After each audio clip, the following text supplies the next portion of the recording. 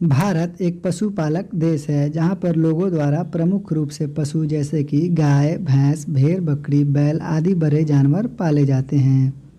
इन्हीं जानवरों के मरने के बाद इंसान इनकी लाशों को बिना इंसानी आबादी वाले खाली ज़मीन पर छोड़ आते हैं, जिसे गिद्ध अपना पेट भरते साथ साथ प्रकृति को साफ रखने में मदद करते हैं। आज बढ़ती इंसानी आबादी और घटती खाली ज़मीन और नाम मात्रा के गिद्धों के बिना इन लाशों को ठिकाना लगाना आज एक बहुत बड़ी चुनौती बन चुकी है। मवेशियों के लाशों को सड़ने से आसपास के इलाकों में अनेक बीमारियां भी फैल रही हैं। आप में से बहुतों को गिद्धों का देखना बस चिड़ियाघरों तक ही सीमित होगा। पहले के बुजुर्गों का कहना था कि हर एक गांव, कस्बों में गिद्धों का झुंड दिखाई देता था।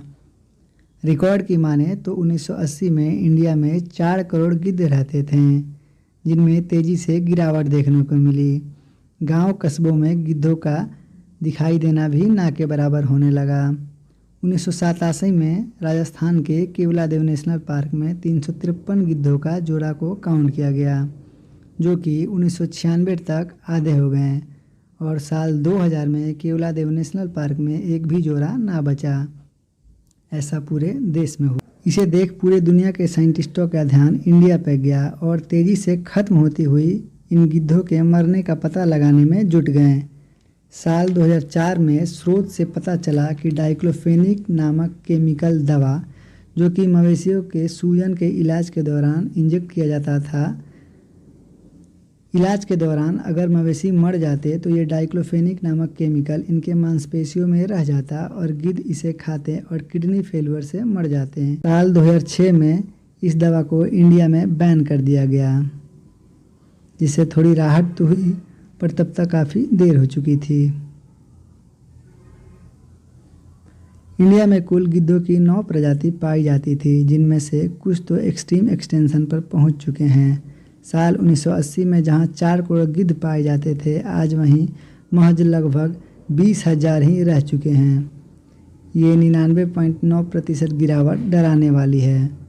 इनकी गिरती आबादी का प्रमुख एक और भी कारण है कि ये साल में बस एक ही अंडा देते हैं। गिद्ध अपना घोंसला ऊंचे पेड़ों पर लगाते हैं, जो कि इंसानों द्वारा अब बहुत कम बच चुके हैं। अब बात करें गिद्ध ना रहें तो क्या होगा। गिद्ध एक मांसाहारी पक्षी है। ये मरे हुए लाशों को खाते हैं। ये ज़्यादातर गंजे होते हैं ताकि लाशों को खाने के दौरान सड़े हुए मांस या खून इनके ऊपरी हिस्सों में ना लगे। अब जहाँ दूसरे जानवर सड़ा हुआ लाश नहीं पचा पाते और मर जाते, वहीं गिद्ध सड़े गले मांस को खाकर इन्हें आराम से पचा लेते हैं, क्योंकि इनके पेट में बहुत ही स्ट्रॉन्ग एसिड रिलीज होता है, जो कि हड्डियों को भी आसानी से पचा सकता है, जिससे कि ये लाशों में मौजूद बैक्टीरिया और वायरस को आसानी से निपटा देते, जिससे कि प्रकृति में होने वाली पॉल्यूशन रुक जाती। ना रहते वहाँ लाशों को पूरी तरह ख़त्म होने में 10 से 15 दिन लग जाते और ख़तरनाक पॉइजनस बैक्टीरिया वहाँ के हवा में फैल जाती। अगर लाश किसी जलीय स्रोत में हो तो ये पूरे जल को प्रदूषित करता है। गिद्ध के बिना इन लाशों को कुत्ते और चूहों द्वारा खाया जाता है, पर इनका शरीर गिद्ध जितना खतरनाक बैक्टीरिया से लड़ने में सक्षम नहीं होता, जिससे अनेक बीमारियां इन कुत्ते और चूहों द्वारा इंसानों तक भी पहुंच जाते हैं। गिद्धों को पर्यावरण का सफाई कर्मी भी कहा गया है।